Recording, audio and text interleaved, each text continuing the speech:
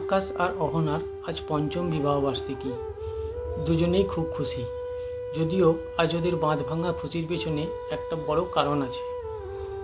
আজ যে তারা আবার দ্বিতীয়বারের মতো বাবা মা হতে যাচ্ছে।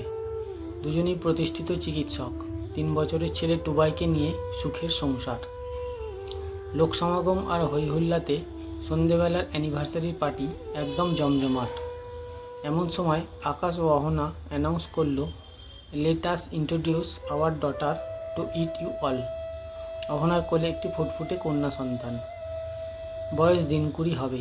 সবাই অবাক। তখন অহনা বলল, এ হলো আমাদের মেয়ে, ঠিকানা।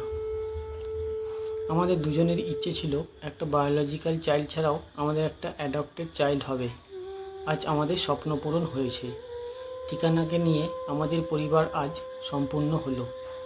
আশীর্বাদ করবেন আমাদের ছেলে মেয়েকে নিয়ে আমরা যেন খুব সুখী হতে পারি। ফ্যামিলি ফটো তোলা হচ্ছে। পার্টিতে উপস্থিত সমাজসেবিকা দিশা গাঙ্গুলি এই ঘটনার সাক্ষী থেকে ভাবলেন, সত্যি যদি সকলের ভাবনা এমন হতো তাহলে সমাজটা অন্যরকম হতো। তাহলে হয়তো ঠিকানাহীন মানুষগুলোর ঠিকানা মিলত।